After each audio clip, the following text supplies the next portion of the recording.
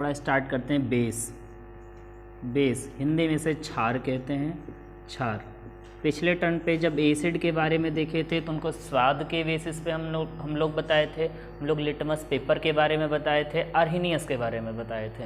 Same वही चीज़ यहाँ पर भी बताना है। हम बेस के स्वाद के बारे में बताएंगे। यहाँ पर स्वाद का नेचर ये कैसा है और ये आर्हीनियस के अनुसार क्या बनाते हैं। आर्हीनियस के अनुसार इनके बेसिस पे हम इनके डेफिनेशन देखते हैं।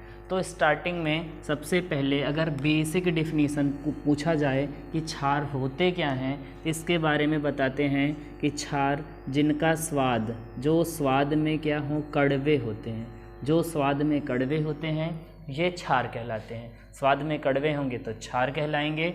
और ये क्षार जो होते हैं सॉपी इन टच, साबुन के जैसे फील कराते हैं, साबुन के जैसे महसूस कराते हैं। सॉपी इन टच होते हैं, सॉपी इन टच, साबुन के जैसे महसूस कराने वाले। तो ये हमारा हो गया क्षार। स्वाद में कड़वे होंगे तो क्षार कहलाते हैं। और सॉपी इन नेचर के होंगे या सॉपी इन टच के होंगे। इसी सॉपी इन टच को स्लिपरी भी कहते हैं। स्लिपरी मतलब फिसलने वाला, जैसे साबुन फिसलता है, फिसलने वाला। तो ये फिसलने के नेचर के होगा तो ये क्षार होगा।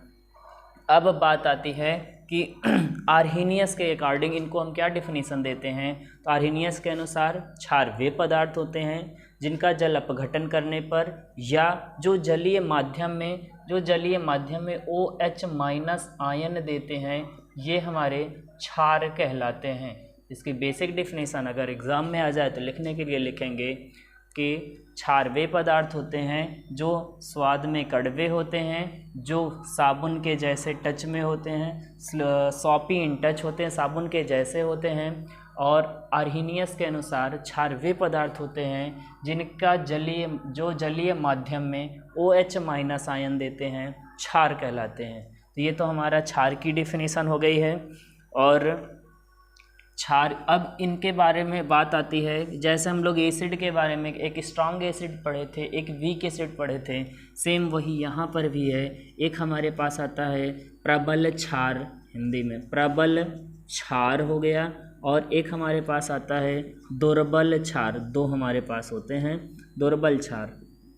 तो यहाँ पर अगर इनकी डिफिनीसन की बात आती है, प्रबल क्षार और दुर्बल क्षार की डिफिनीसन की बात आएगी, तो जिस तरह से हम एसिड में बताए थे वाटर डिज़ोल्व के बेसिस पर, जल में घुलने के बेसिस पर, उसी तरह से ये हैं जो कम्प्लीटली, जो पूरी तरह से क्या हो जाए, पानी में डिज़ोल्व हो जाए, जो पूरी तरह से डिज़ोल्व हो जाए। और डिज़ोल्व होने के बाद OH- आयन देते हैं, ये प्रबल क्षार कहलाते हैं। और जो कम्प्लीटली पूरी तरह से पानी में डिज़ोल्व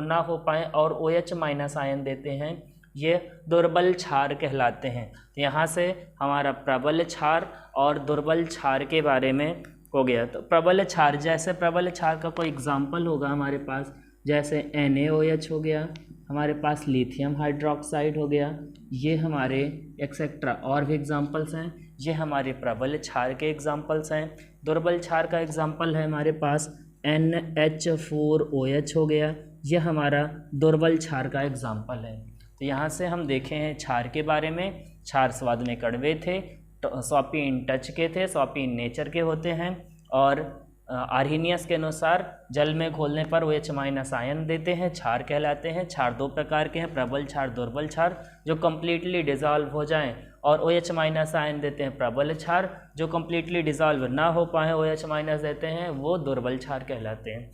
यहाँ से हमारा क्षार के बारे में हो गया। अब बात करते हैं हम साल्ट के बारे में। साल्ट क्या होते हैं, साल्ट देखते हैं थोड़ा सा साल्ट के बारे में। जैसे हिंदी में लवण कहते हैं तो बच्चों साल्ट हो गया लवण। इसके बारे में साल्ट, इस साल्ट में एक हम टर्म पढ़ते हैं, अच्छा सा टर्म है, उदासीनीकरण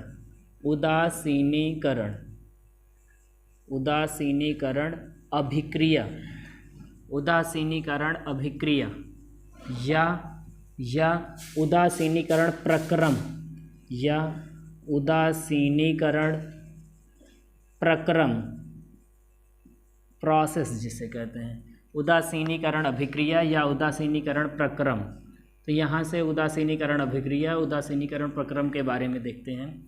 तो जब हम क्या करते हैं, जब अम्ल लेते हैं, जब अम्ल लेंगे और जब क्षार लेते हैं, जब इन अम्ल और क्षार का आपस में रिएक्शन कराते हैं, जब अम्ल और क्षार का आपस में रिएक्शन कराते हैं तो ये साल्ट का फॉर्मेशन करते हैं, ये साल्ट का फॉर्मेशन करते हैं। इसी पूरे प्रोसेस को, अम्ल और क्षार के आपस में रिएक्शन के प्रोसेस को हम उदासीनीकरण प्रक्रम कहते हैं और इस पूरी अभिक्रिया को हम उदासीनीकरण अभिक्रिया कहते हैं। है ना सिंपल। यहाँ पर अम्ल, कोई भी अम्ल लेते हैं, HCl ले लिए हैं, क्षार ले लिए हैं, NaOH ले लिए हैं, NaOH, और जब इनका हम आपस में रिएक्शन कराते हैं, HCl वाटर डिज़ोल्व के बेसिस पर H+ आयन देगा और क्षार वाटर डिज़ोल्व पर OH- माइनस आयन देते हैं। ये आपस में जुड़ करके H2O का फॉर्मेशन करता है और यहाँ से Cl और Na आपस में जुड़ करके NaCl का फॉर्मेशन करता है। यह हमारे से साल्ट का फॉर्मेशन हो गया है और ये वाटर बना लिया है, तो ये हमारा साल्ट हो गया। तो यहाँ से अब एसिड, बेस, साल्ट तीनों क्लियर हो गए। अब बात करते हैं थोड़ा सा इंडिकेटर के बारे में। पिछले टर्म पर इंडिकेटर के बारे में थोड़ा सा ओवरव्यू मिला था। अब यहाँ बात करते हैं इंडिकेटर। इंडिकेटर क्या था? इंडिकेटर, जिसको हिंदी में हम सूचक कहते हैं, थोड़ा सा अब उनके बारे में देखते हैं इंडिकेटर के।